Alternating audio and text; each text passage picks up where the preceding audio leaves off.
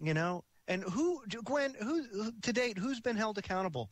Even if the official story is true, right? I mean, one of the most controlled airspaces in the United States is New York City or the Pentagon, the two places, right?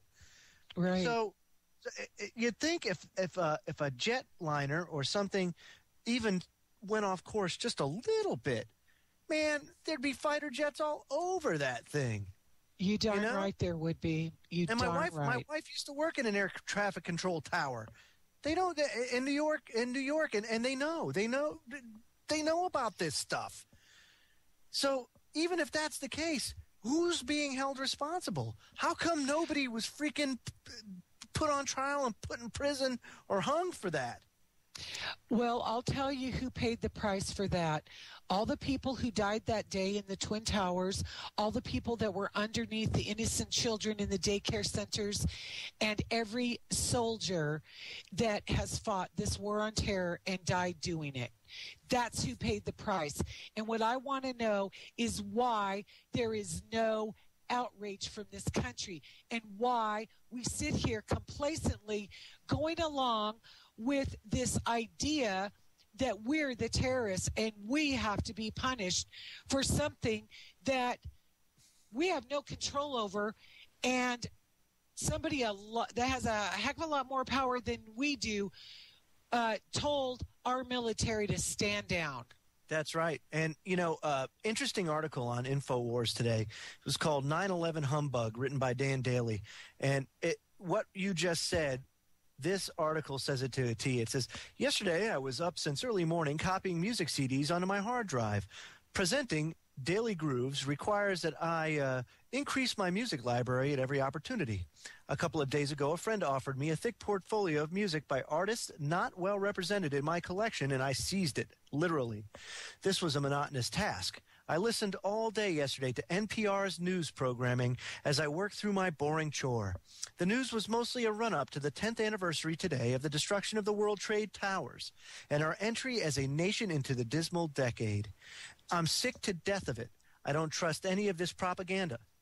I have the overwhelming impression that we're being duped. Whether the official explanation of the disaster is true or not is less important than the fact that we have so much justification today for distrusting anything our government tells us about 9/11 or anything else. That so many people have concluded government is so untrustworthy is arguably a greater tragedy than the loss of 2,792 innocent lives 10 years ago today.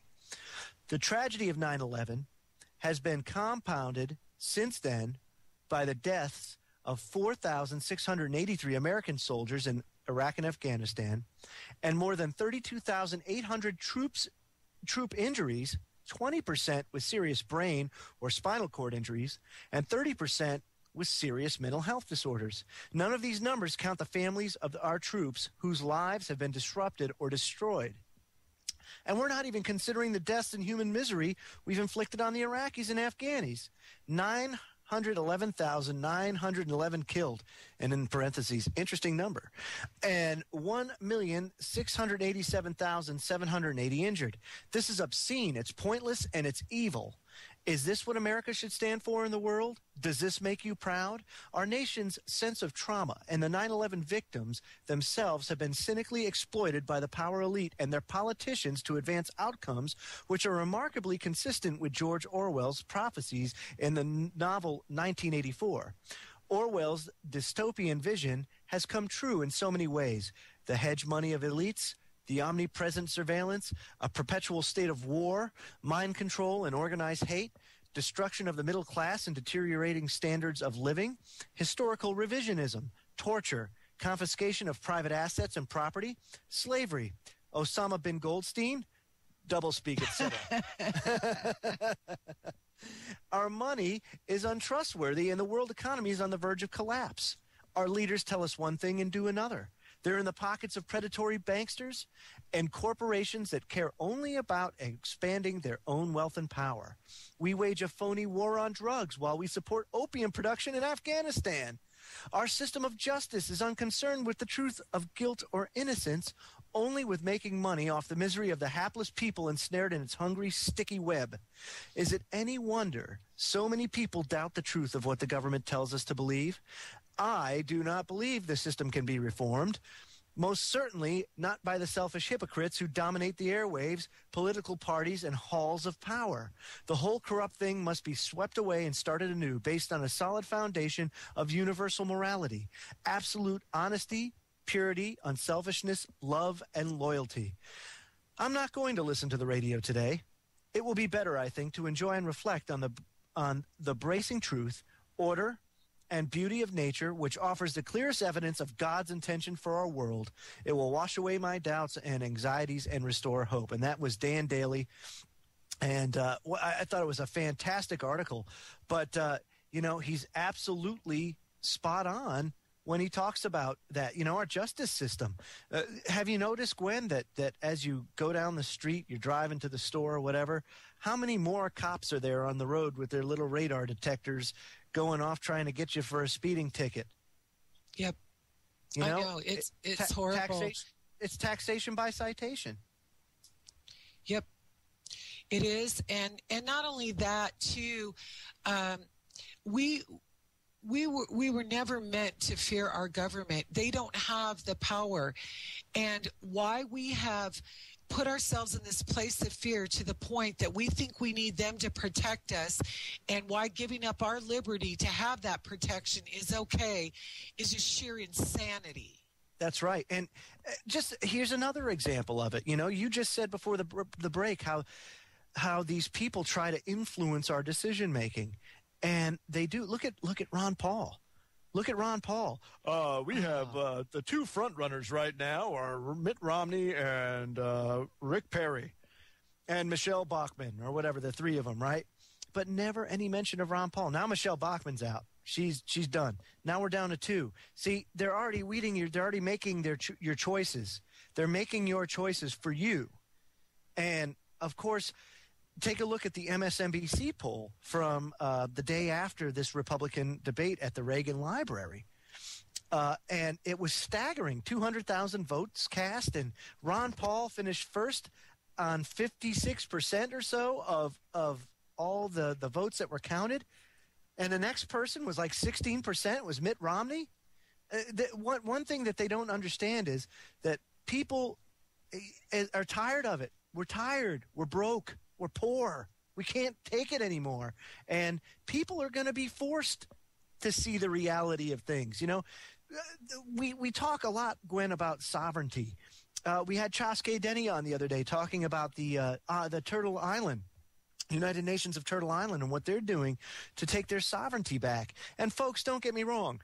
I understand the argument. And the argument is, how do you do that? How do you go into a lion's den, which you're doing when you go into a federal court or anything like that, and you stand up and you say, hey, I'm a sovereign national. I'm a national. I belong to the United Nations of Turtle Island. Look at my ID. Look at everything else. And they could laugh at you in your face because behind them is 2,000 soldiers with guns pointing right at you. And there you are with your little ID standing right there. And they're saying, we don't have to recognize your authority. But what people don't understand is that grassroots movements don't start and finish in a day.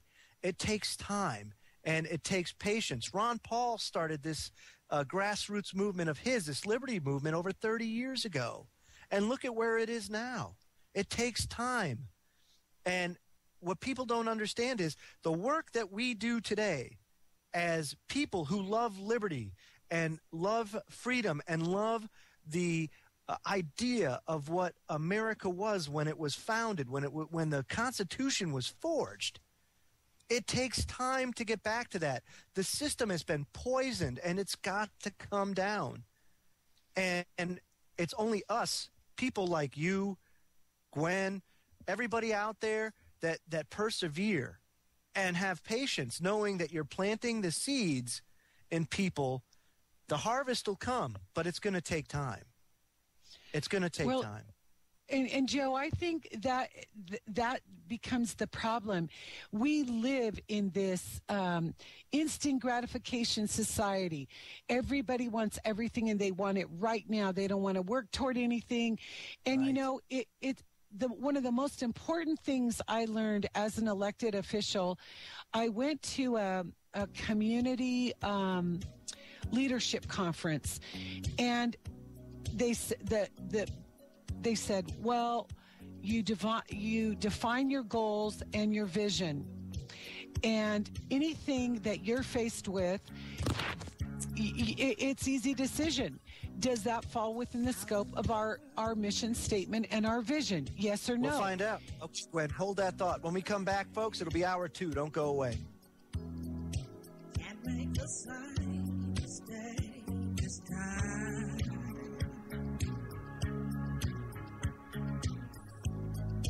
We are the children.